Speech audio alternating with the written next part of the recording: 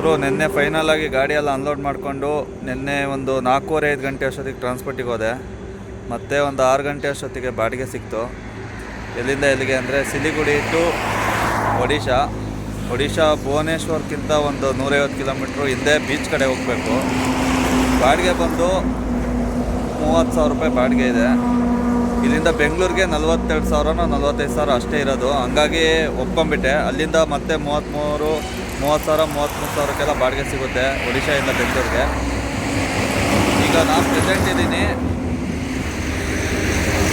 ನೋಡ್ತಾ ಇರ್ಬೋದು. ಇದೇ ಹೈಕೋರ್ಟು, ಹೊಸ್ದಾಗಿರೋದು ಹೈಕೋರ್ಟ್ ಇದು. ಪಾರ್ಟಿ ಇದೆ, ಲೊಕೇಶನ್ ಕಳಿಸಿರೋದು ಇಲ್ಲಿರಿ. ಆಮೇಲೆ ಈಗ 9:30-10 ಗಂಟೆಗೆ ಮತ್ತೆ ಫೋನ್ ಮಾಡ್ತೀನಿ, ಬಂದು ಕರ್ಕೊಂಡು ಹೋಗ್ತೀನಿ ಅಂತ ಹೇಳಿದ್ದಾರೆ.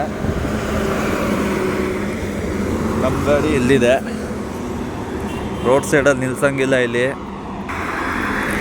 ಇಲ್ಲಿ ಇನ್ನೊಂದು ಏನು ಪ್ರಾಬ್ಲಮ್ಮು ಅಂದರೆ ಸಿಲಿಗುಡಿ, ಈ ವೆಸ್ಟ್ ಬೆಂಗಾಲು ಈ ಕಡೆ ಎಲ್ಲ ರೋಡ್ ಸೈಡಲ್ಲಿ ಗಾಡಿ ನಿಲ್ಸಿದ್ರೆ 3,000 ರೂಪಾಯಿ ಪೆನಲ್ಟಿ. ಅದು ಮೇನ್ ಪ್ರಾಬ್ಲಮ್ಮು. ನೀ ಸುತ್ತಮುತ್ತ ನೇಚರ್ ನೋಡಿ ಈ ಥರ ಇದೆ. ರಾತ್ರಿ ಸಿಕ್ಕಾಬಟ್ಟೆ ತುಫಾನ್ ಜೊತೆ ಮಳೆ ಗುರು. ನೋಡಿ ನೈಟೇ ಬರಬೇಕಿತ್ತು ಇಲ್ಲಿ. ಟ್ರಾನ್ಸ್ಪೋರ್ಟ್ ಒಂದು ಬೇಡ, ಇಲ್ಲಿ ಸರಿ ಇಲ್ಲ. ಹುಡುಗರು ಸಿಕ್ಕಾಬಟ್ಟೆ ಗಾಂಜಾ ಹೊಡ್ಕೊಂಡು ಓಡಾಡ್ತಿರ್ತಾರೆ. ಸೇಫ್ಟಿ ಇಲ್ಲ ಇಲ್ಲೆಲ್ಲೂ. ನೋಡಿ ರೋಡ್ ಸೈಡ್ ನಿಲ್ಸ್ಕೋಬೇಕು. ಅದಕ್ಕೆ ಬೆಳಗ್ಗೆ ಬಾ ಅಂತ ಹೇಳಿದ್ರು. ಬೆಳಗ್ಗೆ ಅಷ್ಟು ಬೇಗ ಎದ್ದೋಗು ಅಂದರು. ನಾನು ಎದ್ದಿದ್ದೆ 7 ಗಂಟೆಗೆ. ಅರ್ಧ ಗಂಟೆ ಸಾಕು ಅಲ್ಲಿಂದ 30 ಕಿಲೋಮೀಟ್ರ್ ಬರೋಕ್ಕೆ. ನೋಡೋಣ ಬನ್ನಿ, ಪಾರ್ಟಿ ಬಂದಮೇಲೆ ಎಲ್ಲಿ ಕರ್ಕೊಂಡು ಹೋಗ್ತಾರೆ. ಯಾವುದೋ ಒಂದೇ ಒಂದು ಮಿಷಿನ್ ಐತೆ ಅಂತ ಹೇಳ್ತಾರೆ. 7 ಟನ್ ಗ್ಯಾರಂಟಿ. ಆದರೆ 7 ಟನ್ ಬರೋಲ್ಲ, 3 ಟನ್ನು ಅಂತ ಹೇಳಿದ್ದಾರೆ. ಬಿಸಿಲಿಗೆ ಕಣ್ಣು ಬಿಡೋಕ್ಕೆ ಆಗ್ತಾಯಿಲ್ಲ ಬೆಳಗ್ಗೆ. ಬನ್ನಿ, ಪಾರ್ಟಿ ಬಂದಮೇಲೆ ಸಿಗ್ತೀನಿ.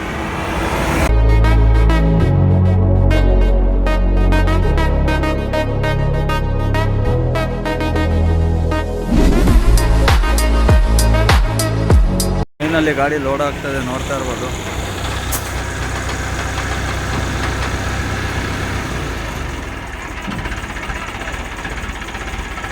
ಸಿಕ್ಕಾಬಟ್ಟೆ ಬಿಸಿಲು, ಫುಲ್ಲು ನಿಂದೋಗ್ಬಿಟ್ಟಿದ್ದೀನಿ. ನೋಡ್ತಾ ಇರ್ಬೋದು. ಇಲ್ಲಿ ಕೆಲಸ ಮುಗಿಸಿ ಬೇರೆ ಕಡೆ ಹೋಗ್ತಾ ಇರೋದು ಇವರು. ಒಂದು 2-3 ಮಿಷಿನ್ ಇದೆ, ಅದನ್ನ ಎತ್ಕೊಂಡು ಹೋಗೋದು. ಇದೆಲ್ಲ ವೆಲ್ಡಿಂಗ್ ಮಿಷಿನು ಇದು. ಆಮೇಲೆ ಇದು ನೋಡಿ, ಇದೊಂದು 2-3 ಮಿಷಿನ್ ಇದೆ.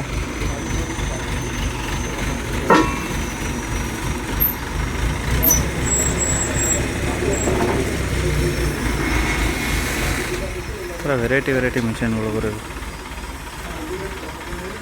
ನಾವೆಲ್ಲಿದ್ದೀವಿ ಅಂದರೆ ಹೊಸ್ದಾಗಿ ಆಗ್ತಿರೋದು ಇದು ಹೈಕೋರ್ಟ್ ಒಳಗಡೆನೇ ಲೋಡಿಂಗ್ ಮಾಡ್ತಾ ಇರೋದು. ನಿಮಗೆ ತೋರಿಸ್ತೀನಿ ರೀ, ನೋಡಿ. ಆಚೆಯಿಂದ ತೋರಿಸಿದ್ನಲ್ಲ, ಒಳಗಡೆಯಿಂದ ಇನ್ನು ಕನ್ಸ್ಟ್ರಕ್ಷನ್ ನಡೀತಾ ಇದೆ. ಇಲ್ಲಿ ನೋಡ್ತಾ ಇರ್ಬೋದು, ಬಿಲ್ಲೆಲ್ಲ ಕೊಟ್ಟಿದ್ದಾರೆ. ಅಲ್ಲಿಂದ ಆಚೆ ಬಂದು ಫುಲ್ ಟ್ಯಾಂಕ್ ಮಾಡಿಸ್ಕೊಂಡಿದ್ದೀನಿ. ಆ್ಯಡ್ಲೂ ಫುಲ್ ಟ್ಯಾಂಕ್ ಆಗಿದೆ. ಆರಾಮಾಗಿ ಹೋಗ್ತಾ ಇರೋದೆ, ಯಾವ ತೊಂದರೆ ಇಲ್ಲ. ದುಡ್ಡು ಕೊಟ್ಟಿರೋರು ಇನ್ನು. ನೆನ್ನೆ ಏನು ಮಾಡಿದ್ರು ಅಂದರೆ ಪೇಮೆಂಟ್ ಬರೋದು ಲೇಟ್ ಆಗುತ್ತೆ ಅಂದ್ಬಿಟ್ಟು ಅವ್ರಿಗೆ ಗೊತ್ತಿರೋ ಬಂಕಲ್ಲೇ ಫುಲ್ ಟ್ಯಾಂಕ್ ಮಾಡಿಸ್ಬಿಟ್ರು ನೆನ್ನೆ ನೈಟೇ. ಆಮೇಲೆ ಒಂದು 5,000 ಕ್ಯಾಶ್ ಕೊಟ್ಟಿದ್ದಾರೆ ಅಷ್ಟೇ. ಇನ್ನು ಮಿಕ್ಕಿದ ಬ್ಯಾಲೆನ್ಸ್ ಕೊಡಬೇಕು. ಒಂದು 10-11 ಗಂಟೆ ಮೇಲೆ ಹಾಕ್ತೀನಿ ಅಂತ ಹೇಳಿದ್ದಾರೆ. ನಾನು ನೈಟ್ ಸಿಕ್ಕಾಬಟ್ಟೆ ನಿದ್ದೆ ಬಂದುಬಿಡ್ತು, ಮನೆಕೊಂಬಿಟ್ಟೆ. ರೋಡಲ್ಲಿ ಎಲ್ಲೋ ಮನೆಕೊಳೋದ್ಕಿಂತ ಅಲ್ಲೇ ಸೇಫ್ಟಿ ಇತ್ತು, ಬಂಕಲ್ಲೇ ಅಲ್ಲೇ ಮನೆಕೊಂಡು. ಈಗ ಜಸ್ಟ್ ಒಂದು 10-15 ನಿಮಿಷ ಆಯಿತು. ಅಲ್ಲಿಂದ ಒಂಚೂರು ಮುಂದೆ ಬಂದರೆ ಐಚರ್ ಶೋರೂಮ್ ಇತ್ತು, ಅಲ್ಲೇ ಒಂದು ಬಕೆಟ್ ತೊಗೊಂಡು ಹಾಕ್ಬಿಟ್ಟಿದ್ದೀನಿ. ಈಗ ಟೈಮ್ ಬಂದು ಕರೆಕ್ಟಾಗಿ 7 ಗಂಟೆ 1 ನಿಮಿಷ ಗುರು. ಇವತ್ತು ನಾನ್ ಸ್ಟಾಪ್ ಹೊಡಿಬೇಕು. ಎಷ್ಟು ಬೇಗ ಆಗುತ್ತೆ ಅಷ್ಟು ಬೇಗ ಬೆಂಗಳೂರಿಗೆ ಹೋಗಿ ರಿಟರ್ನ್ ಲೋಡ್ ಮಾಡೋಕ್ಕೆ ಟ್ರೈ ಮಾಡಬೇಕು. ಯಾಕಂದರೆ ಮತ್ತೆ EMI ಎಲ್ಲ ಬಂದುಬಿಡುತ್ತೆ ಹತ್ರ. ಇವತ್ತು ಆಲ್ರೆಡಿ 18ನೇ ತಾರೀಕು. ನಾನು ಹೆಂಗೆ ಅಂದರೂ 20ನೇ ತಾರೀಕು ಅಷ್ಟೊತ್ತಿಗೆ ರೀಚ್ ಆಗಬೇಕು. 20ಕ್ಕೆ ಒಡಿಶಾ ರೀಚ್ ಆದರೆ ಅಲ್ಲೊಂದು 2 ದಿನ 1 ದಿನ 2 ದಿನ ಅಂದ್ಕೊಂಡ್ರು ಲೋಡ್ ಆಗೋದು. ಮತ್ತೆ ಅಲ್ಲಿಂದ ಒಂದು 2-3 ದಿನ ಜರ್ನಿ. ಹೆಂಗೆ ಅಂದರೆ 25-26 ಅಷ್ಟೊತ್ತಿಗೆ ಹೋಗ್ಬಿಡ್ತೀವಿ. ಆ ಕಡೆ ಇನ್ನೂ 1 ವಾರ 2 ವಾರ ಟೈಮ್ ಇರುತ್ತೆ ನಮಗೆ. ಮಿನಿಮಮ್ ಅಂದರೂ 10 ದಿನ ಟೈಮ್ ಇದ್ದಂಗೆ ಹೋಗಬೇಕು. ಕೆಲವೊಂದು ಟೈಮ್ ಹೋಗಿದ ತಕ್ಷಣ ಲೋಡ್ ಆಗಿಬಿಡುತ್ತೆ, ಕೆಲವೊಂದು ಟೈಮ್ ಒಂದು ವಾರಾಂಗಟ್ಟಲೆ ಕಾಯಬೇಕಾಗುತ್ತೆ. ಹಂಗಾಗಿ ಬನ್ನಿ ನಾನ್ ಸ್ಟಾಪ್ ಹೊಡ್ಯೋಣ. ಈಗ ಸಿಲ್ಲಿಗುಡಿ ಬಿಟ್ಟಿದ್ದೀವಲ್ಲ, ನೆಕ್ಸ್ಟು ಕಲ್ಕತ್ತಾದಲ್ಲೇ ವೀಡಿಯೋ ಸ್ಟಾರ್ಟ್ ಮಾಡೋದು. ಕಲ್ಕತ್ತಾ ಎಂಟ್ರಿ ಆಗೋ ತನಕ ಎಲ್ಲೂ ವೀಡಿಯೋ ಮಾಡಲ್ಲ. ಕಲ್ಕತ್ತಾ ಎಂಟ್ರಿ ಆಗಿ ಎಕ್ಸಿಟ್ ಆಗಬೇಕು, ಯಾಕಂದರೆ ಸಿಟಿಲಿ ಗೊತ್ತಲ್ಲ ಯಾವ ಥರ ಪ್ರಾಬ್ಲಮ್ ಇದೆ ಅಂತ. ಹಾಗಾಗಿ ಎಕ್ಸಾಕ್ಟು ಕಲ್ಕತ್ತಾ ಸಿಟಿಯಿಂದ ಔಟರ್ ರಿಂಗ್ ರೋಡಿಗೆ ತೊಗೊಂಡಿದ್ದೀನಿ. ನೋಡ್ತಾ ಇರ್ಬೋದು, ಆಲ್ರೆಡಿ ನಾನು ಬಂದು 1 ಅವರ್ ಆಯಿತು. ಸಿಕ್ಕಾಬಟ್ಟೆ ಅಂದರೆ ಸಿಕ್ಕಾಬಟ್ಟೆ ಜಾಮ್ ಆಗಿಬಿಟ್ಟಿದೆ. ಟೈಮ್ ನೋಡ್ತಾ ಇರ್ಬೋದು, 11 ಗಂಟೆ 6 ನಿಮಿಷ ಆಗಿದೆ. ಊಟನೂ ಮಾಡಿಲ್ಲ ಗುರು, ಸಿಕ್ಕಾಬಟ್ಟೆ ತಲೆ ಕೆಟ್ಟೋಗ್ಬಿಡೈತೆ. 2-3 ಕಡೆ ಇದೇ ಥರ 2-2 ಕಿಲೋಮೀಟ್ರ್ ಜಾಮ್ ಸಿಕ್ಕಿರೋದು. ಏನು ಮಾಡೋದು, ನಿದ್ದೆ ಬೇರೆ ಎಳೀತಾ ಇದೆ, ಹೊಟ್ಟೆ ಬೇರೆ ಎಸಿತಾ ಇದೆ.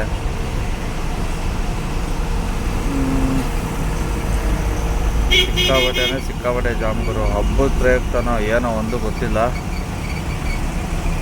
ಖರಗ್ಪುರ್ ಇಲ್ಲಿಂದ ಇನ್ನೂ ಒಂದು 100 ಕಿಲೋಮೀಟ್ರ್ ಐತೆ ಗುರು. ಖರಗ್ಪುರ ತನಕ ಹೊಡೆಯೋಕ್ಕಾಗಲ್ಲ. ಮುಂದೆ ಜಾಮ್ ದಾಟಿ ಮುಂದೆ ಎಲ್ಲರ ಹೋಟ್ಲು ಸಿಕ್ಕರೆ ಊಟ ಮಾಡ್ಕೊಂಡು ಸೈಡಿಗೆ ಹಾಕಿ ಮನಿಕೊಂತೀನಿ. ಬೆಳಗ್ಗೆ ನೋಡ್ಕೊಂಡ್ರೆ ಆಯಿತು. ಕಿಲೋಮೀಟ್ರೂ ಜಾಸ್ತಿ ಇಲ್ಲ, ಇಲ್ಲಿಂದ ಒಂದು 450 ಕಿಲೋಮೀಟ್ರ್ ಐತೆ ಅಷ್ಟೇ. 450 ಕಿಲೋಮೀಟ್ರ್ ಹೋದರೆ ಅನ್ಲೋಡಿಂಗ್ ಪಾಯಿಂಟು. ಆರಾಮಾಗಿ ನಾಳೆ ನಿಧಾನಕ್ಕೆ ಕೊಡ್ಕೊಂಡು ಹೋದ್ರೂ ಮಿನಿಮಮ್ ಅಂದರು ಒಂದು 6 ಅವರು 7 ಅವರಿಗೆ ಹೋಗ್ಬಿಡ್ಬೋದು. ಬೆಳಗ್ಗೆ 6 ಗಂಟೆಗೆ ಬಿಟ್ರೂ ಮಧ್ಯಾಹ್ನ 4 ಗಂಟೆ 5 ಗಂಟೆ ಒಳಗಡೆ ಹೋಗ್ಬಿಡ್ಬೋದು. ನೋಡೋಣ ಬನ್ನಿ ಹೆಂಗಾಗುತ್ತೆ ಮಾಡೋಣ. ಪ್ರೆಸೆಂಟ್ ಟೈಮ್ ಬಂದು 8 ಗಂಟೆ ಆಯಿತು. ನಾವಿದ್ದೀವಿ ಖರಗ್ಪುರಿಂದ ಬಿಟ್ಟು ಒಂದು 10 ಕಿಲೋಮೀಟ್ರ್ ಮುಂದೆ ಬಂದಿದ್ದೀವಿ. ಇಲ್ಲಿಂದ ಅನ್ಲೋಡಿಂಗ್ ಪಾಯಿಂಟು 300 ಕಿಲೋಮೀಟ್ರ್ ಇದೆ ಅಷ್ಟೇ. ಇಲ್ಲಿ ಮುಂದೆಗಡೆ ಒಂದು ಇಂಡಿಯನ್ ಪೆಟ್ರೋಲ್ ಬಂಕ್ ಬರುತ್ತೆ. ಎಲ್ಲರ ಸೈಡಿಗೆ ಹಾಕಿ ಟಿಫನ್ ಏನಾರು ಮಾಡಿಕೊಂಡು ಒಂದು 2-3 ಅವರ್ ರೆಸ್ಟ್ ತೊಗೊಂಡು ಹೋಗೋಣ. ಯಾಕೆ ಅಂದರೆ ಇನ್ನೂ ಪೇಮೆಂಟ್ ಬೇರೆ ಬಂದಿಲ್ಲ. ಸುಮ್ಮನೆ ಹೋದರೆ ದುಡ್ಡು ಆಗಲ್ಲ, ಎಲ್ಲ ಸೆಟ್ಲ್ಮೆಂಟ್ ಮಾಡಿಕೊಂಡೇ ಹೋಗ್ಬೇಕಾಗುತ್ತೆ. ನಿನ್ನೆಯಿಂದ ಆಟ ಆಡಿಸ್ತವನೆ, ಫೋನು ಎತ್ತುತ್ತಾ ಇಲ್ಲ. ಮಕ್ಕಳು ಬರೀ ಡ್ರೈವರ್ ಇದರಲ್ಲೇ ಇದು ಮಾಡಿಸ್ಬೇಕು. ಅವರು ಕೊಡ್ತಾ ಇರೋದೇ 30,000 ರೂಪಾಯಿ. ಅದರಲ್ಲೂ ಈ ಥರ ಮಾಡಿದ್ರೆ ಹೆಂಗಪ್ಪ. ಇಲ್ಲಿ ಕಲ್ಕತ್ತಾದಲ್ಲಿ ಬರೇ ಪೊಲೀಸ್ನವ್ರ ಕಾಟ. ಕೈ ಹಾಕಿದ್ರೆ 300 ತೆಗಿ ಅಂತಾರೆ. ದಾರಿ ಉದ್ದಕ್ಕೂ ಕೊಡ್ಕೊಂಡು ಬರಬೇಕು. ಇವತ್ತು ಹೆಂಗೋ ನನ್ನ ಅದೃಷ್ಟಕ್ಕೆ ಎಲ್ಲೂ ಕೈ ಹಾಕಿಲ್ಲ. ಆಮೇಲೆ ಗಾಡಿ ಒಳಗಡೆ ಮೆಟ್ರಲ್ಲು ಕಾಣಲ್ಲ. ಖಾಲಿ ಗಾಡಿ ಅಂದರೆ ಬಿಟ್ಬಿಡ್ತಾರೆ. ಒಂದು ಕಡೆ ಹಿಡ್ದಿದ್ರು, ಹಂಗೆ ಹೇಳ್ದೆ, ಬಿಟ್ಬಿಟ್ರು. ಈಗ ಪ್ರೆಸೆಂಟು ಒಡಿಶಾದಲ್ಲಿ ಎಂಟ್ರಿ ಆಗಿದ್ದೀವಿ. ಎಂಟ್ರಿ ಆಗಿ ಒಂದು 5 ಕಿಲೋಮೀಟ್ರ್ ಮುಂದೆ ಬಂದಿದ್ದೀವಿ. ಸಿಕ್ಕಾಬಟ್ಟೆ ಬಿಸಿಲಿದೆ, ಅದಕ್ಕೆ ಹಿಂದೆಗಡೆ ಗ್ಲಾಸೆಲ್ಲ ಓಪನ್ ಮಾಡಿಬಿಟ್ಟಿದ್ದೀನಿ. ಹಾಗಾಗಿ ಸ್ವಲ್ಪ ಇಂಜಿನ್ ಸೌಂಡ್ ಎಲ್ಲ ಜಾಸ್ತಿ ಬರುತ್ತೆ. ಸ್ವಲ್ಪ ಅಡ್ಜಸ್ಟ್ ಮಾಡ್ಕೊಳ್ಳಿ. ಆಗ್ತಾನೆ ಇಲ್ಲ ಗುರು, ಕರ್ಕೊಂಬರ್ತಾ ಇದೆ ಬೆವರು ಹಂಗೆ. ಸಿಕ್ಕಾಬಟ್ಟೆ ಅಂದರೆ ಸಿಕ್ಕಾಬಟ್ಟೆ. ಇದೇನು ಆಕ್ಸಿಡೆಂಟ್ ಆಗೈತಾ? ಸುಮಾರು 4-5 ಗಾಡಿ ನೋಡಿದೆ ಗುರು ಈಗ ಆಕ್ಸಿಡೆಂಟ್ ಆಗಿರೋದು, ದೊಡ್ಡ ಲಾರಿಗಳು ಸಮೇತ. ಒರಿಸ್ಸಾದಲ್ಲಿ ಬಂದಮೇಲೆ ಒಂದು ಸ್ವಲ್ಪ ನೆಮ್ಮದಿ ಕಾಣ್ತಾ ಇದ್ದೀನಿ. ಕಲ್ಕತ್ತಾದಲ್ಲಂತೂ ಫುಲ್ಲು ಟೆನ್ಷನ್ ಅಂದ್ಕೊಂಬಿಡಿ. ಯಾವ ಟೈಮಲ್ಲಿ ಯಾವ ಪೊಲೀಸ್ನವ್ರು ಬಂದು 200 ಕೊಡು 300 ಕೊಡು ಅನ್ನೋ ಕೇಳ್ತಾರೆ ಅನ್ನೋ ಟೆನ್ಷನಲ್ಲೇ ಅರ್ಧ ಇದಾಗ್ಬಿಡುತ್ತೆ, ಬೇಜಾರಾಗ್ಬಿಡುತ್ತೆ ಗುರು. ನಿಜವಾಗ್ಲು ಮನ್ಸಿಗೆ ನೆಮ್ಮದಿ ಇಲ್ಲ ಅಂದರೆ ಯಾಕಾರ ಹೋಗ್ಬಿಟ್ಟು ಅನ್ನಿಸ್ಬಿಡುತ್ತೆ. ಕಲ್ಕತ್ತಾ ಅಷ್ಟು ವರಷ್ಟು ಯಾವ ಸ್ಟೇಟು ಇಲ್ಲ ಗುರು. ಬಿಹಾರಲ್ಲೂ ಸ್ವಲ್ಪ ಪರವಾಗಿಲ್ಲ. ಕಲ್ಕತ್ತಾದಲ್ಲಿ ಸಿಕ್ಕಾಬಟ್ಟೆ ಓವರ್ ಪೊಲೀಸ್ನವ್ರ ಕಾಟ ಇದೆ. ಅದರಲ್ಲೂ ರೋಡಿ ಮಾಮೂಲು ಕೊಡಬೇಕಲ್ಲಿ. ನದಿ ಬ್ರಿಡ್ಜ್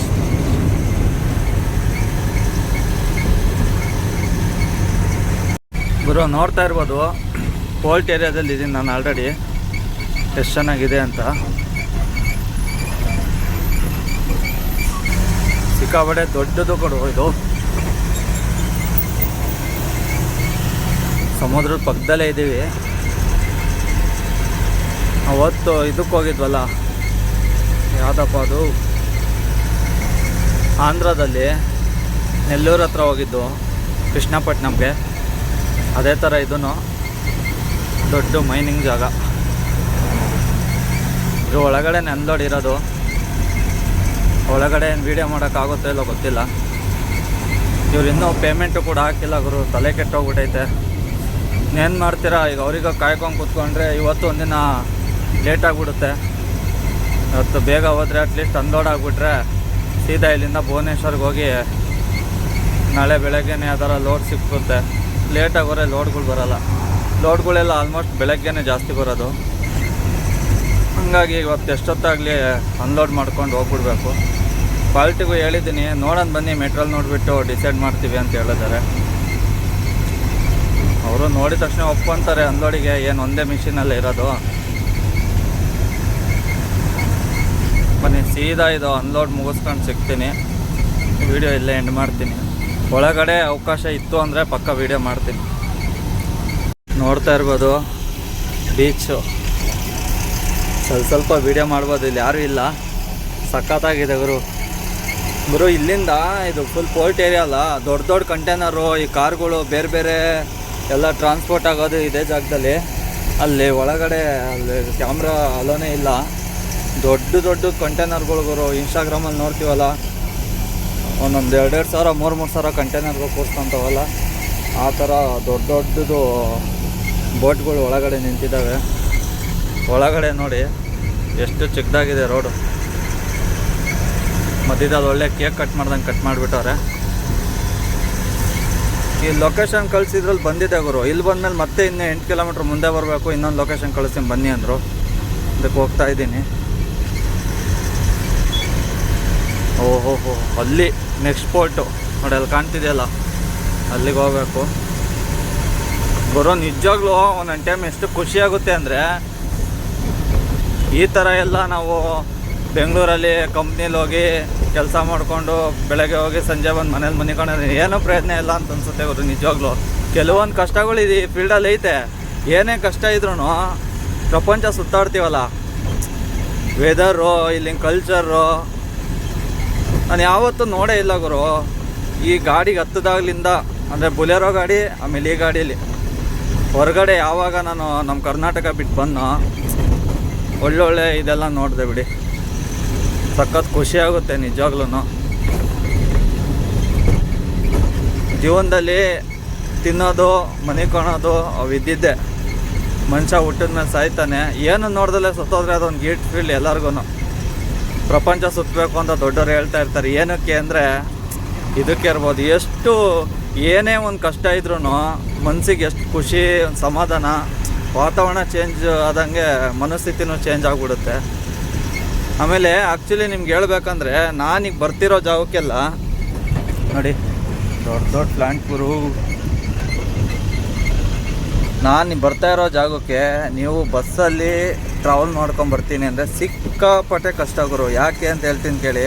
ಬಸ್ಸು ಟ್ರೈನಲ್ಲೆಲ್ಲ ಅಲ್ಲಿಂದ ಬಂದು ಮತ್ತೆ ಬೇರೆ ಬೇರೆ ಗಾಡಿಗಳು ಮಾಡಿಕೊಂಡು ಮೈಕೈ ನೋವು. ಆಮೇಲೆ ನಮ್ಮದೇ ಗಾಡಿಗೆ ನೋಡಿ, ನನ್ನದೇ ಗಾಡಿ, ಓನಾಗಿ ಚಿಲ್ಲಾಗಿ ಕೆಲಸನೂ ಮಾಡ್ದಂಗೆ ಆಗುತ್ತೆ, ಪ್ಲೇಸ್ಗಳು ನೋಡ್ದಂಗೆ ಆಗುತ್ತೆ. ಮತ್ತೆ ಸುತ್ತಾಡಿ ಬಸ್ಸಲ್ಲಿ ಹೋಗಿ ಅವೆಲ್ಲ ಹಿಂಸೆ ಗುರು. ನಿಜವಾಗ್ಲೂ ಟ್ರಾವೆಲಿಂಗ್ ಮಾತ್ರ ಮಾಡೋಕ್ಕೆ ಆಗಲ್ಲ.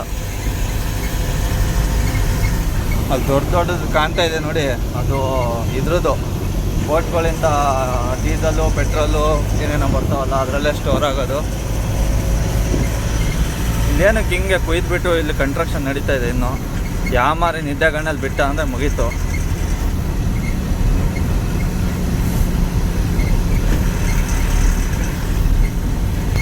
ಗುರು ನಿಮ್ಗೆ ಇನ್ನೊಂದು ತೋರಿಸ್ಲೇಬೇಕು. ಇಲ್ಲಿ ಅಬ್ಸರ್ವ್ ಮಾಡಿ, ಪೈಪ್ ಲೈನ್ ನೋಡಿರಿ ನೆಲದಲ್ಲಿ. ಅಲ್ಲೆಲ್ಲ ಮೋಸ್ಟ್ಲಿ ಇದು ಗ್ಯಾಸ್ ಲೈನ್ ಇರಬೇಕು. ಪೈಪು ಫುಲ್ಲು ಅಲ್ಲೆಲ್ಲ ಅಗ್ದಾಕ್ಬಿಟ್ಟವ್ರು ನೋಡಿ. ಉಣ್ಕೊಂಡು ಬರ್ತಾ ಇದ್ದಾರೆ. ಏನೇನೋ ಮಾಡ್ತವ್ರೆ ಗುರು. ಈ ಕಡೆ ನೋಡಿ ಯಾವ ಥರ ಇದೆ. ಅಲ್ಲಿ ಮೈನಿಂಗ್ ನಡೀತಾ ಇದೆ.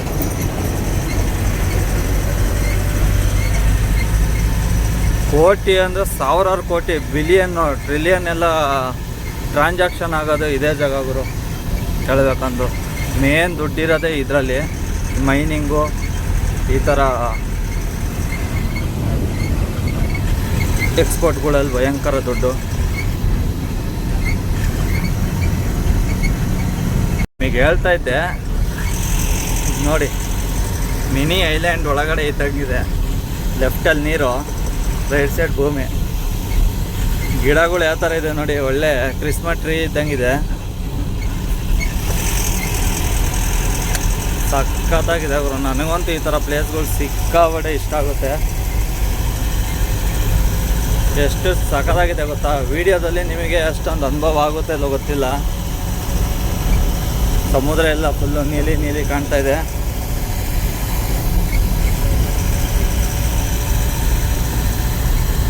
ಇಲ್ಲೇ ಸಮುದ್ರದ ಪಕ್ಕದಲ್ಲೇ ಅಂದೋಡಿರೋದು.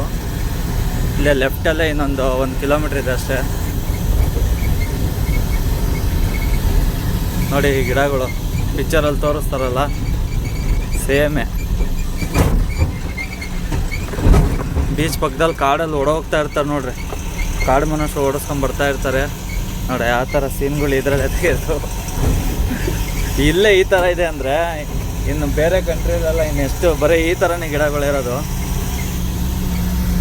ಇಲ್ಲಿ ವೆದರ್ ನೋಡ್ತಾರೆ ಬೇರೆ ಕಂಟ್ರಿಲೇ ಇದ್ದೀವಿ ಅನ್ನೋ ಥರ ಫೀಲ್ ಆಗುತ್ತೆ ನಿಮಗೆ. ಎಷ್ಟು ಖುಷಿ ಆಗುತ್ತಲ್ಲ.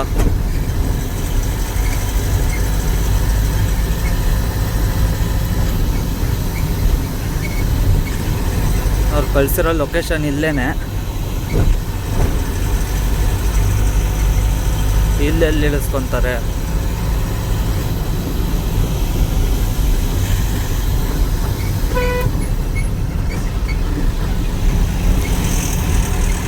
ಇದ್ರೊಳಗಡೆ ಏನು ಖಾಲಿ ಕರೆ ಒಳಗೆ ಹೋಗ್ಬಿಡ್ತಾರ, ಆ ಥರನೇ ಇದೆ ಗುರು. ಮುಳ್ಳು ನೋಡಿ ಗುರು, ಇದು ಏನೋ ಒಂಥರ ಮುಳ್ಳಿನ ಗಿಡ, ವಿಚಿತ್ರ ಗಿಡಗಳು ಇದಾವೆ ಗುರು. ಇಲ್ಲಿ ಗೊತ್ತಿಲ್ದಲ್ಲೇ ಹೋಗಿ ನಮ್ಗೆ ಬೇರೆ ಫಸ್ಟ್ ಟೈಮು ಆ ಥರ ಎಲ್ಲ ನೋಡಿರೋದು. ಮಿಸ್ಸಾಗಿ ಮುಟ್ಟಿದ್ರೆ ಹೊಗೆನೆ. ಈ ಥರ ವಿಚಿತ್ರ ವಿಚಿತ್ರ ಗಿಡಗಳಿದ್ದಾವೆ ಈ ಕಡೆ.